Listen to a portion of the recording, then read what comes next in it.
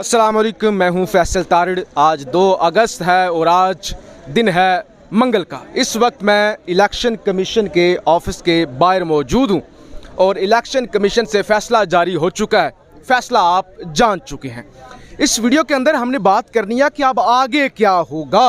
फ़ैसला तो आ गया, फ़ैसले के मुताबिक जो फ़ॉरेन फंडिंग है, ममनुआ फंडिंग है, वो साबित भी हो गई है। पीटीआई जो 13 अकाउंट है उनकी तफसील नहीं दे सकी। वोटन क्रिकेट के अंदर जो मैच हुआ था उसकी तफसील और बहुत सारी जो ममनुआ फंडिंग थी उसकी पीटीआई जो है वो सबूत नहीं दे सकी।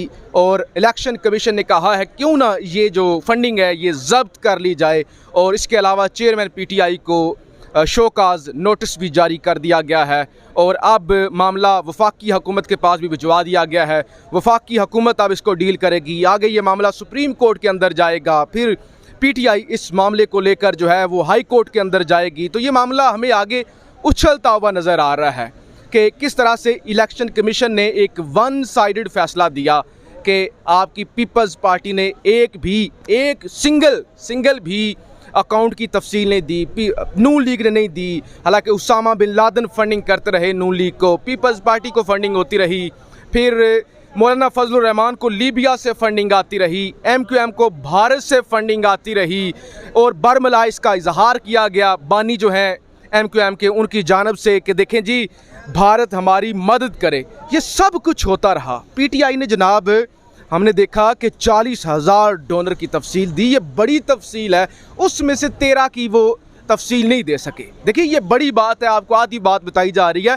40,000 की तफसील दी, 13 की वो नहीं प्रूव कर सके। जब इतनी ज़्यादा तफसीलात होती हैं, इतनी ज़्यादा आपको फंडिंग आ रही होती है तो कुछ आप नहीं भी प्रूव कर सकते क्योंकि धड़ाधड़ आपके पास पार्टी फंडिंग आ रही होती है। अब होगा क्या आगे?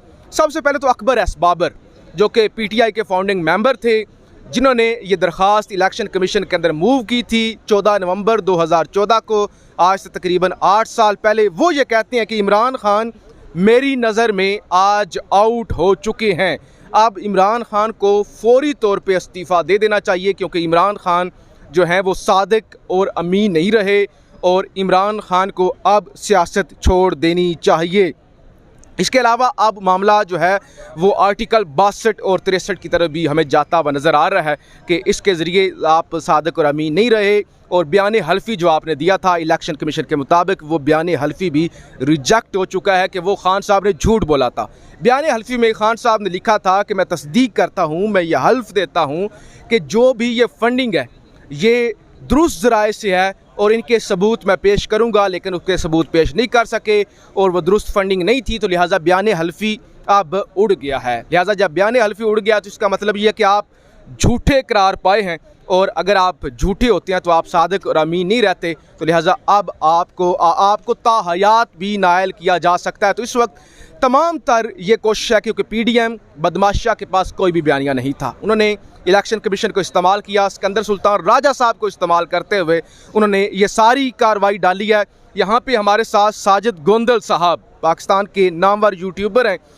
ये सारे दिन से यहाँ पे मौजूद हैं। जितनी भी प्रेस कॉन्फ्रेंसेज हुई, सीनियर सहाफ़ी, फिर वो भी सहाफ़ी जो मुख्तलिफ नुक्ता नज़र रखते हैं, जिनका ताल्लुक जियो न्यूज़ से है, जंग ग्रुप से है, उनसे भी इन्होंने मालूमात ली। तो इनसे हम जानते हैं कि देखें फंडिंग तो ममनुआ साबित हो गई है और बयान हल्फी भी झूठा साबित हो गया है। शोकाज नोटिस भी जारी कर दिया गया पीटीआई को, वफाकी हुकूमत के पास भी ये मामला जा चुका है। और अकबर एस बाबर ये भी कहते हैं कि इमरान खान आउट हो चुके हैं, इमरान खान अब इस्तीफ़ा दें। और इसके अलावा परसों यहाँ पर एक बड़ा एहतजाज भी होने जा रहा है पीटीआई का। तो आप क्या समझते हैं कि अब अगला इस हवाले से जो ज़ाहिर फ़ैसला तो आ गया और तमाम लोगों ने बता भी दिया कि ये फ़ैसला आया है, अब आगे क्या होगा? कितना बड़ा ये मनसूबा है, कितना ख़तरनाक मनसूबा है खान साहब के ख़िलाफ़, पीटीआई के ख़िलाफ़? अच्छा तारड़ साहब, एक तो आपने देखा कि जो तवक्को थी उसके मुताबिक ही फ़ैसला आया, यानी चीफ इलेक्शन कमिश्नर और इलेक्शन कमीशन के जो मेंबरान हैं पीटीआई उन पर ऑलरेडी अदम एतमाद कर चुकी है। और फिर चूँकि इस वक्त जो पीडीएम है उन्होंने प्रेशराइज भी किया पूरी तरह और शायद कहा भी कि जनाब ये ज़रा जल्दी आप जाने से पहले खिदमत सर अंजाम दें मुबैना तौर पर। अब यहाँ जो है इसका एक तो लीगल एस्पेक्ट है और एक पॉलिटिकल एस्पेक्ट है। लीगल पॉइंट ऑफ व्यू हम देखें तो अब ज़ाहिर है शो काज नोटिस जारी हुआ है पीटीआई उस पर अपना जवाब जमा करवाएगी, ये मामला लंबा चलेगा। फिर इस फैसले के ख़िलाफ़ जो है वो पीटीआई इस्लामाबाद हाई कोर्ट के अंदर अपील करेगी। दूसरी तरफ जो है वो मामला चूँकि अब इसको ममनुआ फंडिंग से, ये जो इलेक्शन कमीशन का फैसला है इसके तहत फ़ौरन फंडिंग इसको बनाने की कोशिश की गई है, वफाकी हुकूमत की तरफ भेजा गया और वफाकी हुकूमत इस वक्त इमरान खान और पीटीआई के मुखालफ है। वो इसको फ़ौरन फंडिंग के तौर पर ट्रीट करेगी, एक तैयार करेगी पूरा इसके डॉक्यूमेंट्स, और वो इसको सुप्रीम कोर्ट ऑफ पाकिस्तान में लेकर जाएगी। सुप्रीम कोर्ट ऑफ पाकिस्तान के अंदर भी ये हेयरिंग चलेगी। तो ये अगला जो इलेक्शन है ज़ाहिर है ये सारा फैसला उसके बाद जाएगा। लेकिन इस दौरान जो है ये एक मुर्दा लाश जो पीडीएम की थी उसको थोड़ी सी वो तवानाई फराम की गई है ताकि वो इलेक्शन में कूद नहीं रहते, और अब वो इलेक्शन की तरफ जाएंगे कि जी इमरान खान जो है उसने फ़ौरन फंडिंग ली है, उसने यहूदियों से फंडिंग ली है, उसने कादियानियों से ली है, इसराइल और भारत से ली है। तो ये जो बयानी है, हालांकि दूसरी तरफ फजल रहमान की जो लीबिया से ली गई फंडिंग है, जो नून लीग की उसामा बिन लादन से ली गई फंडिंग है, जो मुख्तलिफ मौके पर पीपल्स पार्टी के अब भी जाली बैंक अकाउंट्स का पूरा एक धंधा और नेटवर्क है वो चल रहा है। तो अब एक चीज़, एक बयानिया तो आया है पीडीएम के हाथ में, दूसरा बयानिया जो है वो इमरान खान के हक में भी आया है, और वो ये कि ये जो बैठे हुए चीफ इलेक्शन कमिश्नर साहब और इलेक्शन कमीशन मेंबरान हैं, इन्होंने हमारे हक में चूँकि फैसला नहीं देना था, ये बायस्ड हैं, ये पार्टी बन चुके हैं, लिहाजा अब तो इनको रिज़ाइन कर देना चाहिए। परसों जो यहाँ पर एहतजाज हो रहा है वो एक बड़ा सियासी दंगल होगा, और उसके अंदर ज़ाहिर है ये डिमांड होगी कि अब आपने जो नौकरी करनी थी कर ली है, आपके होते हुए साफ़ और शफाफ इलेक्शन नहीं हो सकते, चूँकि ये एक फ़ैसला नहीं है जिस पर तनकीद कर सकती है पीटीआई, बल्कि एक पूरी सीरीज़ है। 18-20 ऐसे फैसला जात हुए हैं पिछले 2-3 सालों के अंदर जिसके अंदर पीटीआई को रगड़ा गया। हालांकि आपने देखा यूसुफ रज़ा गिलानी का जो बेटा है किस तरह पैसे जो है वो तकसीम किए जा रहे थे, वो वीडियो मामला आगे नहीं बढ़ा।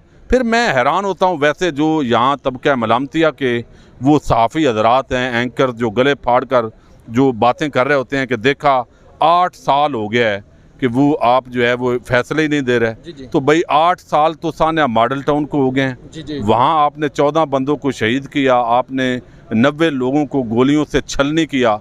तो वो ये फ़ौरन फंडिंग या ममनुआ फंडिंग से ज़्यादा तो इंसानी जान की वैल्यू है। वहाँ चूँकि आप जरदारी और शरीफों के नौकर बने हुए हैं, उसकी डिमांड क्यों नहीं करते? भाई 8 साल हो गए हैं अभी तक फैसला नहीं आया, और बर्बरियत और जुल्म ये है कि एक बंदा भी जेल के अंदर नहीं है। तो एक सियासी बयानिया जो है वो बना है, और हम ये कह सकते हैं कि 50-50 यानी इसका फ़ायदा इमरान खान और पीटीआई को भी होगा और पीडीएम की जमातों को भी होगा, और अल्टीमेटली जो है इलेक्शन की तरफ जाने का जो माहौल है वो अब आपको बनता हुआ दिखाई देगा। अच्छा गोंदल साहब, देखिए सियासी मामला तो बना है, जाहिर है पीडीएम की मुर्दा लाश के अंदर एक जान आ चुकी है, उनको एक मौका मिल चुका है। इस वक्त वो टीवी स्क्रीनों पर बैठे होंगे, कह रहे होंगे कि इमरान खान बड़ा खुद को सादिक और अमीन समझता था, देख लिया चोरी साबित हो गई है, ये दूसरों को चोर चोर कहता था, खुद चोर साबित हो गया। लेकिन लीगल पॉइंट ऑफ व्यू से अगर बात की जाए, देखिए इलेक्शन एक्ट की दफ़ा 200 है जिसके तहत अगर आपको गैर रियासती किसी दूसरी रियासत की जो गैर मुल्की फंडिंग साबित हो जाती है तो इसका मतलब यह कि आपकी पार्टी को भी उड़ा दिया जाता है।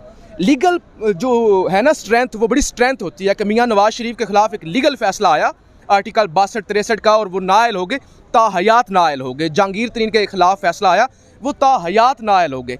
तो ये जो जिस तरह से ये ममनुआ फंडिंग को गैर मुल्की फंडिंग, फॉरेन फंडिंग बनाने की कोशिश की जा रही है, इस सारे मामले के अंदर आप क्या समझते हैं कि पीटीआई को उड़ाने का मंसूबा, खान को उड़ाने का मंसूबा, इस पर भी काम हो रहा है? देखें ये मामलात जो है वो एक समझें कि तलवार लटकाई गई है। अभी चूँकि इसकी अपीलें होनी हैं, आगे ये मामला मैंने आपको बताया ज़रूर चलना है। पीटीआई का कहना है कि हमारे पास चूँकि इनके सामने हमने सारी हकीकत रखी है, इन्होंने हमारा जो मौक़िफ़ है उसको कबूल नहीं करना था, और हमारे पास सफिशेंट ग्राउंड्स मौजूद हैं जिसकी बिना पर ये इलेक्शन कमीशन का जो मुतनाज़ा फ़ैसला है ये उड़ जाएगा। और वैसे भी अगले इंतखाबात तक ये आगे जो फ़ैसला है वो आता हुआ दिखाई नहीं दे रहा, सिवाय इसके कि इसको आप कह सकते हैं कि एक सियासी बयानिया की हद तक की अभी फ़िलहाल कामयाबी है। बाकी अगर यहाँ इमरान खान के पास अब ये ग्राउंड आई है कि वो अब डिमांड करेंगे इसी चीफ इलेक्शन कमिश्नर और मेंबरान से कि भाई एक तो आप इस्तीफ़ा दे दें, और दूसरी बात ये है कि आप जो है वो पीपल्स पार्टी और नून लीग की जो फंडिंग है, जो उनके अभी तक उन्होंने, हमने तो 40,000 डोनर्स की डिटेल दी है, तो उन्होंने तो अभी कोई डिटेल ही नहीं दी है, तो उनको आप क्यों इतना लाडला आपने रखा हुआ है। तो ये एक और जो चार्जशीट है चीफ इलेक्शन कमिश्नर और इलेक्शन कमीशन के जो मेंबरान हैं उनके खिलाफ, उस चार्जशीट के अंदर एक और इजाफा हो गया है, और ये बयानिया इमरान खान को भी फ़ायदा देगा। जी बहुत शुक्रिया गोंदल साहब। देखें जी, एक तरफ 40,000 अकाउंट्स की तफसील दी गई, एक तरफ एक भी तफसील नहीं दी गई। लीबिया से लिए गए पैसे, सऊदी अरब से, भारत से, फिर उसामा बिन लादेन से पैसे लिए जाते रहे, और यहाँ पे 40,000 अकाउंट्स की तफसील देने के बावजूद जो PTI है उसकी पार्टी को कलअदम करना, इमरान खान की ताहयात नाली और एक ब्लैक मेलिंग का सिलसिला जारी रखने के लिए सारा मामला किया गया है, क्योंकि इस वक्त मुक़्तदर हलकों को, पाकिस्तान की तमाम सियासी जमातों को साफ़ तौर पे पता चल रहा है कि इमरान खान 2/3 मेजॉरिटी लेते हुए नज़र आ रहे हैं। इमरान खान को कंट्रोल करना नामुमकिन हो चुका है, तो इसलिए ये जानबूझ के ब्लैकमेल करने के लिए मामला रखा गया, लेकिन ये आने वाले दिनों में मामला मज़ीद ख़तरनाक हो जाएगा। अपनी राय का इजहार ज़रूर कीजिएगा। पाकिस्तान जिंदाबाद।